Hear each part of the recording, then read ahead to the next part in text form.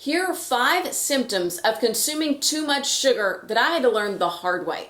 Number 1, headaches. I had headaches all the time, especially when I would wake up in the morning.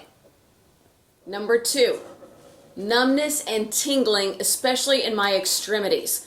No one could really explain why this was happening, but all I know is once I cut out sugar completely, that all went away as well.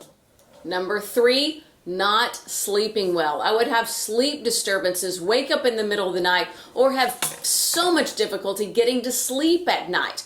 Once I cut out sugar, that all went away as well. Number 4, belly fat. Although I'm petite and not a very big person and was never heavy, I did notice that I'd put on weight around my middle. Over time, after cutting out sugar completely, I noticed that that went away as well. And number 5, craving sugar all of the time. The more sugar I ate, the more I wanted.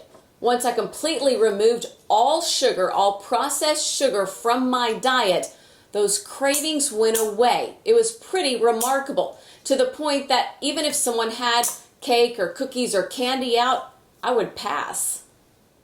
After unfortunately experiencing these symptoms when I was consuming too much sugar, I just wanted to share them with you, because a lot of times people don't know that these can be related to consuming too much sugar. Unfortunately, I really had to learn the hard way and do my own research. But I noticed once I cut out sugar, the headaches, the cravings, the sleep disturbances, the belly fat, all of that went away, thankfully. In my 30s, I was having blood sugar problems. I was just barely, according to the numbers, diabetic. I was able to completely reverse that, turn that around by doing one thing and one thing only, and that is completely cutting out sugar from my diet. Processed sugar. Now, I do still consume different carbs and vegetables and fruits and meats and very small amounts of dairy, but I do not touch processed sugar. Please know, if you're trying to get rid of the sugar bug right now, if you're trying to eliminate sugar from your diet, there is hope. And once you do start that process and really get over that hump of the first couple of days where it is tough, because let's face it, sugar is very addictive.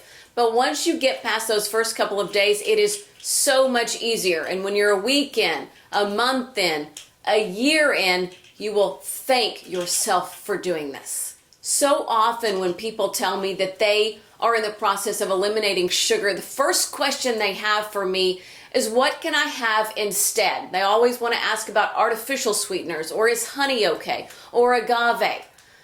I don't think those are really the solution or the answer, and here's why. Once you completely cut out these very sweet things from your diet, you won't crave them anymore. In fact, when you eat them, if I were to go eat a Snicker bar or any candy bar or traditional cookie, they don't taste good to me anymore, because I don't like that very, very sweet taste. That has been completely removed from my palate, thankfully. I loved sugar, I loved candy, especially candy, for so many years. You should have seen how I ate in college. It was pathetic. I literally lived on like Skittles and hot tamales and diet sodas. Very seldom did I put anything nutritious in my body. Years later, that really came back to bite me, if you know what I mean. It caused a lot of health problems for me, and I had to learn and navigate through them and realize that sugar was like poison to my body. After all those years of abusing my body with sugar, my body couldn't balance it out anymore. My insulin levels were off. So many things, so many hormones in my body were off because of all the sugar I was consuming. Once you can get used to the taste of coffee and tea without any sweetener in it, it's amazing how good things taste without copious amounts of sugar added to them. And yes, you will get used to that and you will like it at some point.